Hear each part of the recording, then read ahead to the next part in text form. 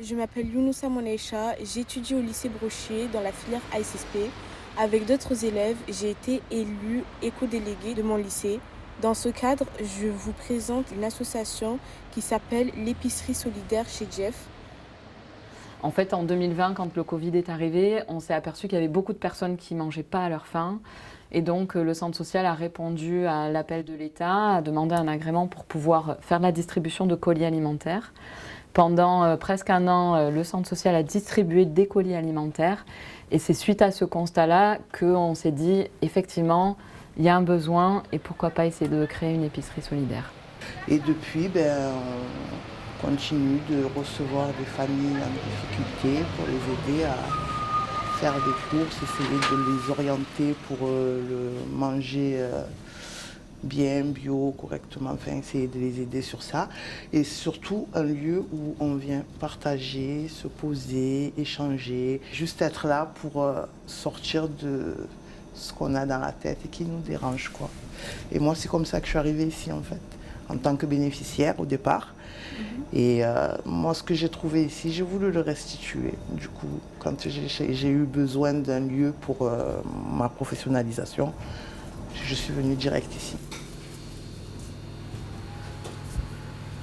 Les personnes qui viennent faire leurs courses au sein de notre épicerie solidaire, ce sont des personnes qui sont orientées par leur référent social. Donc le premier critère pour pouvoir accéder à notre épicerie, c'est d'habiter le 10e.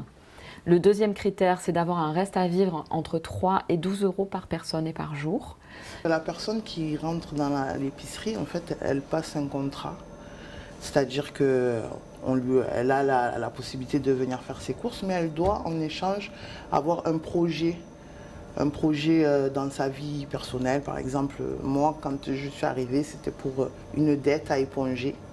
Donc l'accès à l'épicerie m'a permis de faire des courses moins chères pour pouvoir mettre plus d'argent pour éponger ma dette, chose que j'ai réussi à faire. Enfin, j'avais du mal les premiers temps à venir. Du coup, à force, je me suis rendu compte que fallait pas le prendre comme ça, en fait. Pourquoi moi j'ai voulu revenir ici? Parce que justement, j'étais tellement mal quand je suis arrivée que l'accueil que j'ai eu, la manière d'être reçue, tout ce qui a été mis en place autour de ma personne et de ma famille a fait que je me suis dit, ouais, enfin, c'est là que je veux. Si je dois faire quelque chose, je veux le faire là. Ça, c'est le planning. Donc les personnes arrivent, elles posent leur carte avec leur horaire dessus. Et après, elles basculent sur l'annexe à côté où elles peuvent faire boire un café, discuter le temps que ceux qui soient. On ne peut pas garder beaucoup de monde en même temps ici. Donc on essaye d'avoir 3 personnes qui font leurs courses et les autres patientent, discutent. Au niveau de l'épicerie, on a plusieurs niveaux de bénévoles. On a des bénévoles qui sont engagés chaque semaine, c'est-à-dire que toutes les semaines, elles viennent tenir l'espace de vente. Notre principal défi, ça sera la pérennisation de l'épicerie, c'est-à-dire trouver des nouveaux fonds, des nouveaux financeurs. Dans l'idéal, ça serait trouver encore d'autres bénévoles pour pouvoir ouvrir encore une demi-journée supplémentaire et répondre aux besoins, parce qu'on se rend compte qu'entre l'ouverture il y a 3 ans et aujourd'hui, on a de plus en plus d'orientation et donc il y a de plus en plus de besoins d'ouverture, de bénévoles et de denrées à proposer dans notre épicerie.